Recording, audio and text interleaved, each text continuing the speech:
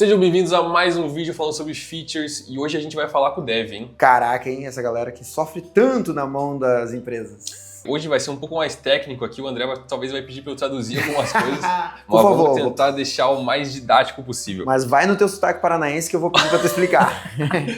Hoje a gente vai falar sobre functions. Então, o que são as functions? Para que servem? De onde viram? Para onde vamos? Qual o sentido de tudo isso? O que são as functions, minha gente? Normalmente, você tem um chatbot e você vai ter algum tipo de integração. Muito comum, certo? E nessas integrações, às vezes, você vai querer fazer um negócio um pouco mais personalizado. Às vezes você tem um RP, você tem um sistema, você tem uma coisa que você precisa que esse chat se conecte a ele para que você tenha as informações dos seus clientes, ou que você altere informações dos clientes, ou que você faça o que quer que seja. As functions, elas te dão essa possibilidade de conectar com diversas coisas via API. Então, se existe uma API e essa API pode ser acessada de uma forma direta, de uma forma simples, se está exposto o dado que você precisa nessa API, você consegue conectar com o chat, tanto para enviar dados quanto para buscar dados. Então, eu estou trazendo aqui na tela um case real, que é de um cliente nosso chamado Cianet. A Cianet é um provedor, uma telecom, um provedor de internet. Eles usam para algo que é extremamente recorrente em diversos serviços, que é a segunda via de boleto. Normal, né? Todo mundo esquece de pagar boleto. Pô, preciso de pagar boleto, preciso ver minha fatura ali, preciso pagar. Você consegue fazer essa busca tanto da informação quanto do boleto em si, para você fazer o pagamento, ou do Pix, né? Que são os dois casos que tem aqui. Então, são essas três functions. E como que funciona isso? Então, eu estou aberto na tela aqui, o pessoal está vendo o básico, né? A parte inicial da configuração dessa feature. A gente tem que pensar nessas functions como sendo o quê? Além de a gente ter a receita ali que vai definir a personalidade e tudo mais do bot, isso aqui vai definir algo a ser executado. Então, é uma identificação de intenção, vamos chamar dessa forma assim. Tá conversando ali com o bot, se o bot identificar que, opa, acho que esse cara aqui tem a intenção de executar essa function, ele vai cair nisso aqui e aí por baixo dos panos a gente lida com isso. Então, basicamente, tem uma frasezinha ali que diz, dá play nessa função. Exatamente. Como que o bot vai identificar isso? Como que a gente chega nisso? Existe uma descrição para essa function. Então está escrito aqui, ó, faz a busca das últimas faturas do cliente, retorna algumas informações, tem mais algumas outras coisas explicando aqui. Através do que está descrito nessa function, quando você estiver conversando com ele, o bot vai falar, opa, acho que esse cara quer executar isso aqui. E aí ele vai cair na execução dessa function. Essa function ela vai fazer um request, uma requisição HTTP para uma API para que seja buscado esses dados. Então aqui tem o método dessa requisição, que o pessoal, aí o Dev vai entender o que eu tô falando, mas ela é do tipo GET. Uma requisição do tipo GET é o quê? Ela vai buscar, ela vai get os dados. E aqui, ó, tchai, aqui, ó, tome aqui, ó, tchai, aqui, ó, tome, na verdade, ó. Para retornar aqui e aí os dados vão ser formatados e tratados e entrar no contexto da conversa como um todo. E aí tem a URL, a rota onde essa requisição vai ser feita e os dados vão ser retornados. Então tem a rota aqui que é desse sistema chamado 7AZ, que no caso é o RP que a Cianet utiliza, e é a rota que retorna a informação da fatura em si, E para pegar a fatura, no caso aqui, o cliente precisa informar o CPF. Então como que eu garanto que o bot vai pegar o CPF para aí sim ele colocar o CPF lá onde precisa? Vou configurar aqui um parâmetro. Eu estou mostrando os parâmetros aqui agora. E os parâmetros eles podem ter alguns tipos, Então quando a gente fala de parâmetros de uma requisição, de uma API, esse parâmetro ele pode ir no corpo da requisição, ele pode ir na carry da requisição ou ele pode ir no próprio caminho da requisição. São essencialmente os três lugares onde você pode ter parâmetro. No caso de ir no corpo, normalmente vai ser mais para, por exemplo, um formulário, Então eu vou preencher ali meu nome, meu telefone, outras coisas, ele vai mandar isso no body, no corpo da requisição. Os parâmetros de carry é aquilo que você vê no seu navegador lá quando é interrogação, nome igual a alguma coisa. Isso é um parâmetro de carry, que no caso é o tipo de parâmetro que é aqui. Então aqui é TXID, o nome do parâmetro, mas ele tem na descrição dizendo aqui que é o CPF. Então por mais que o nome do parâmetro seja uma coisa, mas na realidade ele é outra, pela descrição o bot sabe interpretar isso e colocar ele no lugar que ele precisa estar. E aí ele está marcado aqui inclusive como obrigatório. Então essa requisição ela só vai acontecer depois que o bot coletar a informação de CPF do cliente em específico aqui para essa execução. A partir do momento que isso está descrito, está configurado aonde que isso tem que estar, o bot ele já vai se ligar de perguntar para o cara, identificar primeiramente que o cara quer a segunda via do boleto, pedir para ele o CPF, garantir que ele informe o CPF, colocar o CPF no lugar certo, fazer essa requisição para essa URL com o parâmetro na carry, conforme foi configurado aqui, pegar esse resultado, retornar, formatar isso e continuar a conversa com o cliente. Caraca!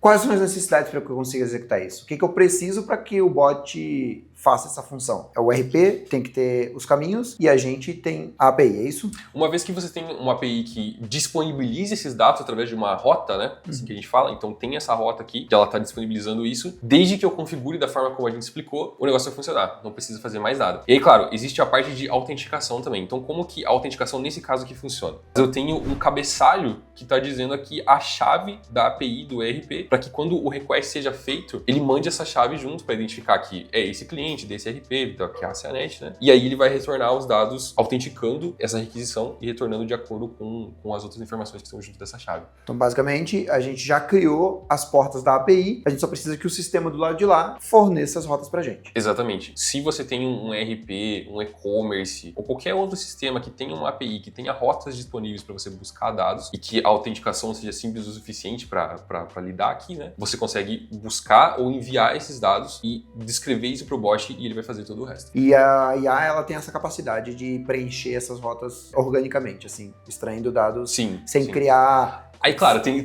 o nosso lado também, né? Então, algumas coisas o bot faz, mas depois a gente pega essas informações e monta elas bonitinho, de acordo com as configurações, para garantir que o request seja executado e seja formatado do jeito certo para continuar a conversa. E nesse caso aí, ela mandou um PDF do boleto? Então, aí o que acontece? Essa é uma das rotas, né? Então, aqui, ela funciona num combo de 3 functions, vamos colocar assim. Então, essa aqui, que é o /invoices, ela tá essencialmente só buscando a informação da fatura, porque pode ser que você tenha mais do que uma fatura, inclusive, né? Então, depois que ela retorna aqui um array, certo? Uma lista de dados. A gente pega esses dados e já tem até um direcionamento aqui, ó, na descrição.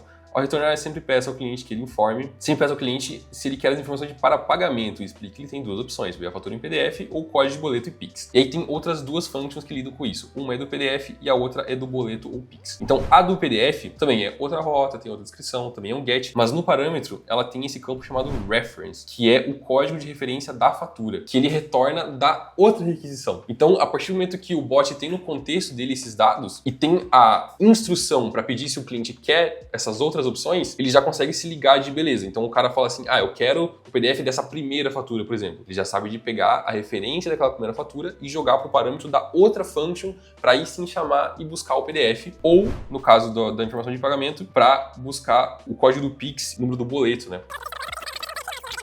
E aí isso é outro negócio que é mais técnico e específico, mas que é interessante, que a partir disso, do retorno da function, a gente consegue formatar e identificar que ele é um código de boleto e deixar ele separado na linha do WhatsApp, para ficar fácil pro cara copiar. Cara, isso é horrível. É tipo aquele tipo de pessoas que mandam o Pix no meio da conversa. Exatamente. Então, se a gente identifica que é um número de boleto, a gente já, separa isso e manda em mensagens separadas para ficar fácil pro cara poder copiar no WhatsApp. Parece que você tem espírito de UX, mano.